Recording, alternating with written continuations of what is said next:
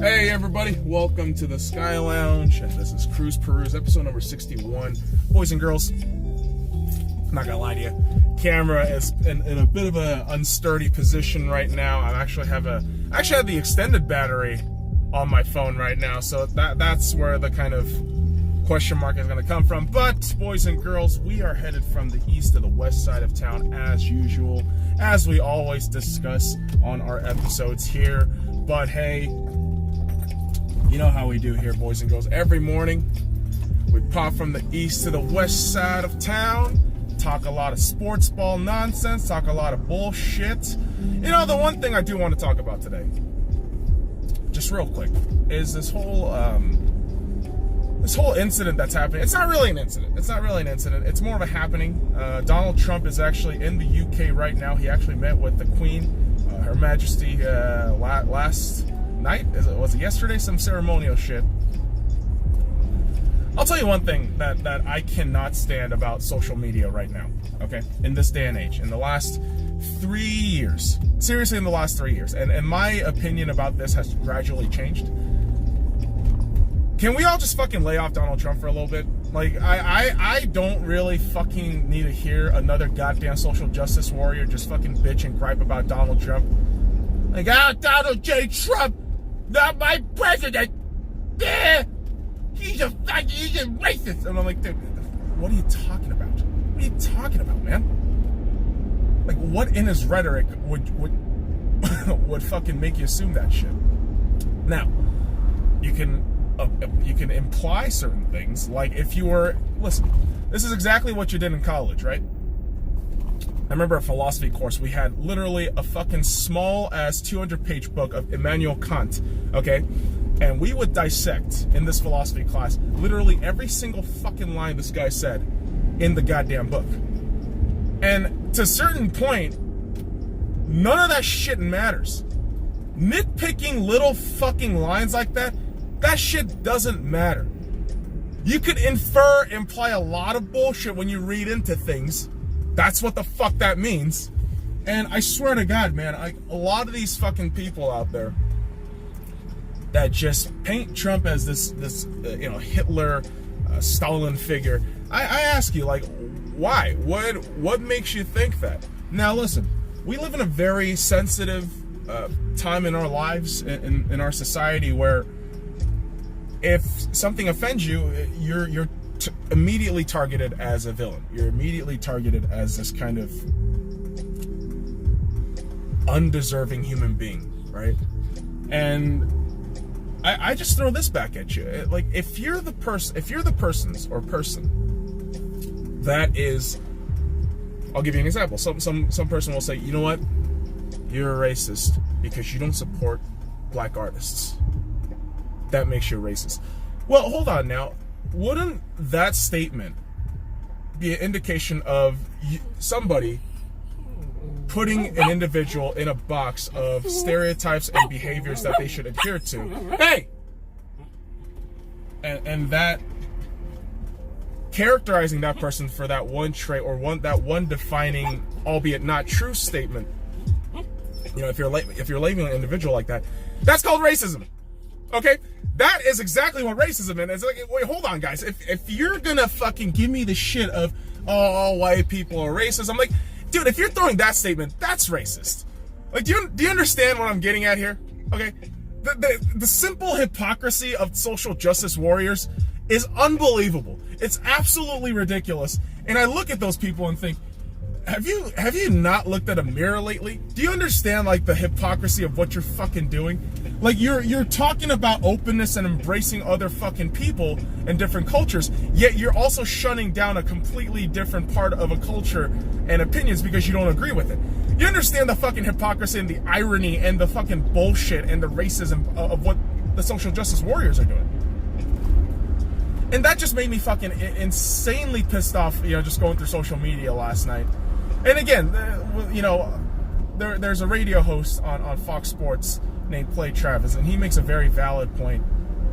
And I love this little statement that he makes about social media. Social media is a funhouse mirror. It's an absolute fucking joke of reality. Are you fucking serious, dude? You're trying to fucking creep in, you fucking asshole? Go fuck yourself. Anyways, social media is a funhouse of fucking bullshit. And every fucking time somebody just says some dumb shit, you just have to look at them and think, dude, you probably have a really small dick, or you just don't know how your brain doesn't fucking work proper. That's really it, man. I mean, there's so many fucking people on the internet where I just think, wow, holy shit, dude. Like, where is this argument coming from? Where is the evidence? Where is the logic? Where is the common sense? And all that shit out the window. And again, like, people freaking out over Donald Trump going to the UK. And it's funny. It's not people from the United States on social media that's bitching and moaning. It's the people from the UK. It's like, dude, that's not your president. Like, that man literally has nothing to do with your fucking country, of how your fucking country is ran. Now, I understand globalization and global economics works in a very different way, where every country is more or less united together because of the intricate relationships that they got in very different levels of their fucking society. But my whole fucking point being, listen, dude, you're not American. Chill the fuck out, right? Oh, he's a pig. Oi, mate, he's terrible. Aren't you the fucking same group of people that fucking voted for Brexit without really thinking about the consequences of it? Shut the fuck up, UK. Shut your fucking mouth. Holy shit. And here's the thing. I'm not playing US superiority. I'm not. All I'm saying is, everybody, individuals out there, all you fucking individual people, I don't care what fucking race you are, I don't care what nationality you are, just fucking think, okay? Just sit there for like 10 seconds and think about what you're gonna fucking say before you fucking say it. Alright? That's all I'm fucking saying. Okay? Guys, very simple shit. But you got fucking internet troll companies like Sports Bible, you know, Lad Bible, Cunt Bible, whatever the fuck you want to call them, bitching and moaning about Trump. And it's like, dude, shut the fuck up. Like, what are you talking about, man? Like, most people don't know politics. I don't know politics either. I never claim to know politics. I never claim to be an expert. But all I'm saying is, guys, get your head out of your asses. There are so many more things going on in the world than some fucking dumbass politicians. That's right, I said it. Yes, Donald Trump, President Donald J. Trump is the president of the United States. I recognize that shit. I also say most politicians are morons. That's just my opinion. I don't think most politicians don't know what I don't think they know what the fuck they're doing. I genuinely believe that. I also genuinely believe that there are so many fucking intricate levels of bullshit that's happening in the U.S. politics, and not just U.S. politics, every fucking political system in the world. It's so full of bullshit that people think they're seeing one thing, but the reality is, like, there's so many fucking other bullshit, Illuminati crap that's going on. And I know, I just said the word Illuminati, automatically you're thinking, oh, conspiracy theory guy. No, all I'm saying is there are some closed door, behind the scenes shit that we're not really familiar with, and we may never know, right? And that's just all I'm saying, is we just don't know 100%. And to claim that we do know, to claim that, you know, one man is ruining an entire country, that's absolute nonsense. That's absolute nonsense. There's an intricate system that fucks this country consistently, all right, through the last 300-400 years. So, yeah, guys, don't fucking come at me with the goddamn PC SJW bullshit, because I want you to take those opinions, shove it right up your ass, fart it out, put it on a plate, get it medium rare, eat that shit it out again, and eat it again. That's what I want you fuckers to do. Because again, there's so many other great shit going on in the world other than politics. And that's the world of sports, baby. That's right. You like the way I fucking segued into that shit? Well, anyways. In the great world of sports, we had another beautiful final. And that final came in the form of Game 4 Stanley Cup Final. The Boston Bruins versus St. Louis Blues. Now, boys and girls, the Bruins were leading the series 2-1 before Game 4, and St. Louis Blues winning the game, I believe 5-2 last night. Solidified not only their first win in franchise history in a Stanley Cup Final at home, but they tied the series 2-2. Now, Game 5 will be held in Boston, and I believe this Game 5, to be, Captain Obvious here, is going to be the most critical game for both teams. It's going to be the most critical game for either teams. And you know what? For me, I think St. Louis has to look at Game 4 and think, wow, guys, we can do this. We can fucking do this. We only got 2 more wins left. And you know what? As a Vegas fan who only saw his team win one, game in the final last season, I say to St. Louis, go for it. Fucking go for it, guys. I believe in you guys. I do. I truly believe this is St. Louis's year. This has to be St. Louis's year, man. I fucking aim, man. 5 decades. 5 decades of heartache. And last night, what I saw was an extremely even series where there have been goaltender errors. I think Jordan Binnington's second goal that he allowed from Boston was a very soft goal. He should have had his hand on that. But everything else, I thought it was fairly even. Until the 2 empty netters, of course, it was 3-2.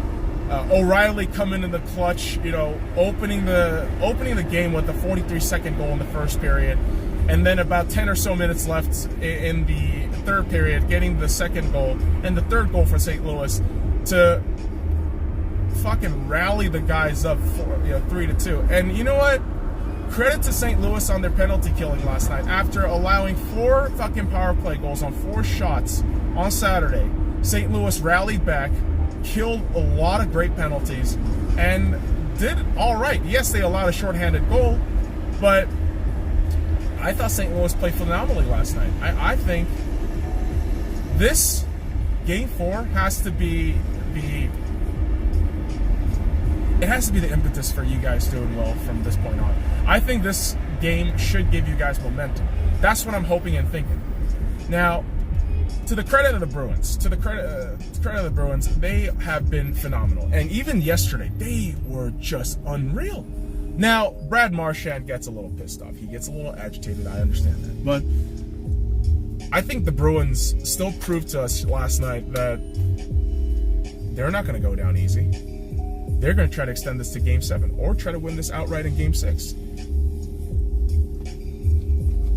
But now it's anyone's game.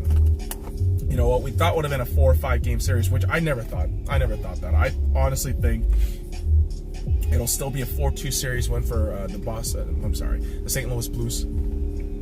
Jordan Binnington winning the Conn Smythe Award. That's just me. But in this case, I feel like it might be Schwartz or O'Reilly. Like, that's what I'm really thinking. Or probably Tarasenko with that fucking goal last night.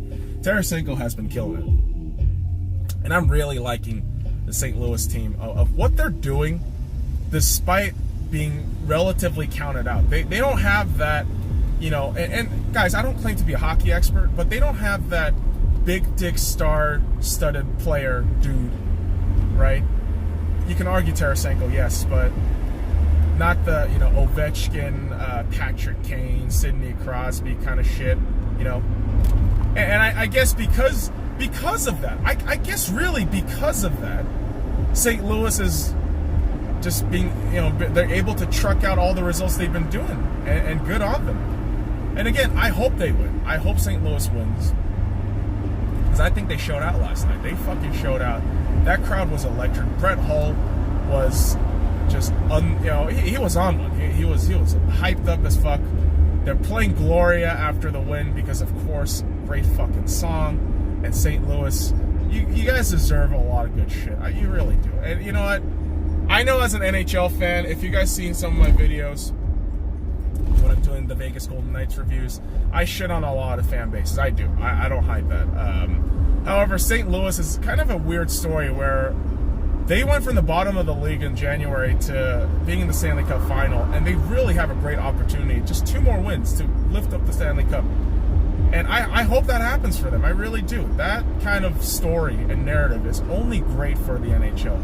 Honestly, dude. And that's coming from a perspective of this league, this sport is so good, yet so underviewed and so underrated, relatively speaking, to the other great sports in North America.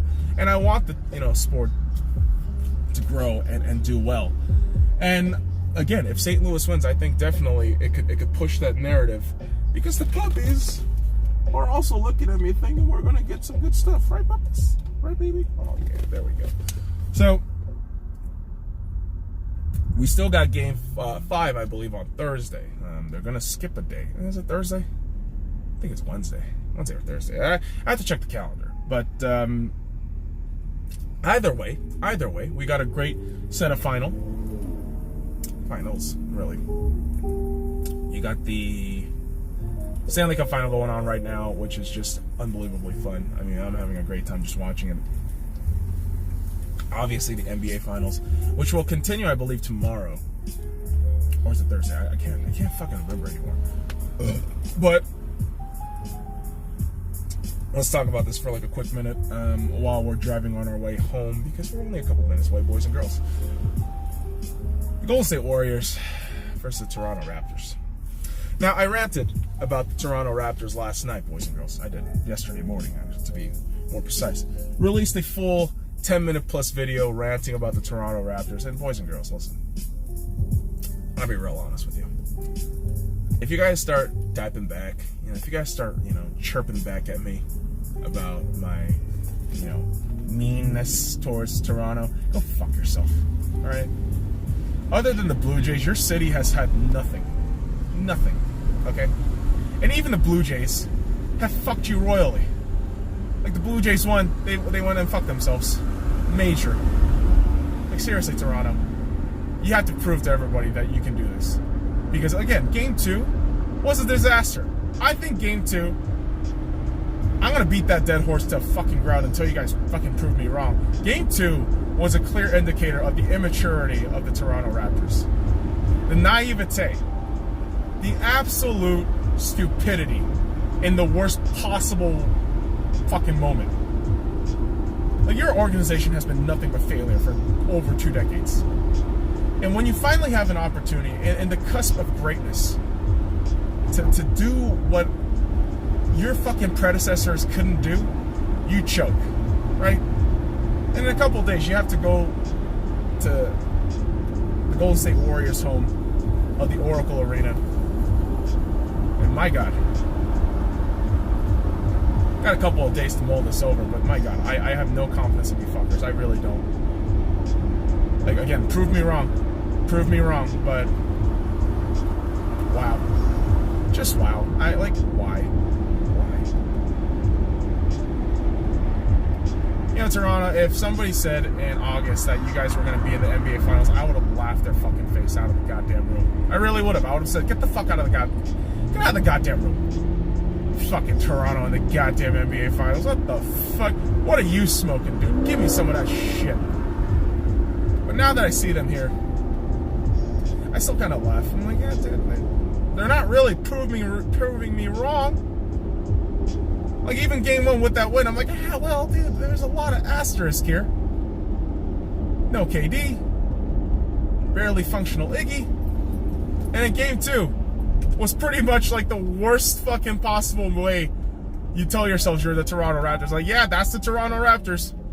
Most optimal situations given for them, yet they fucking choke in the worst possible manner. And I'm telling you, man, there's something about the Toronto Raptors that's just a little off-putting. But again, there's a part of me that wants good things to happen. I want great things to happen for Toronto. I do. Yeah, I'm bitching about them right now, but I want nice things to happen for Toronto. Right? The Maple Leafs get punched in the dick all those fucking years. They're never gonna get anything good for them. Seriously, Toronto, I want something good to happen for you guys. I do. I really do. But when you shit the bed like that in Game 2, and even despite the fact that I'm making a video of this last night or yesterday, I still gotta talk about it because it was that bad. It was that bad. Holy fuck. And that's the thing. Right now, in the NBA finals and the Stanley Cup final, I am really rooting for the underdogs, right? Never gonna wear those fucking team gears because I believe in sports monogamy, kids. I believe in the fact that if you have one team, you cheer for them. This, for me, boys and girls, this rooting of other teams in the finals right now, it's all gambling purposes. It really is. I'm not joking. It's all gambling purposes. And hopefully, the Blues and the Raptors can find their balls, and hopefully grab a win. That's really what I'm hoping for these teams. It will be difficult, though. I mean, obviously it will. It always is. No championship is given. It is earned, right? So, with all that being said, hopefully the Warriors will figure out a way to lose, and the Boston Bruins will also figure out a way to lose. But boys and girls, that's it for us here at the Sky Lounge. So follow me on all the links in the description below. Like, comment, subscribe for more daily content from me and the puppies with their little ice cream cone.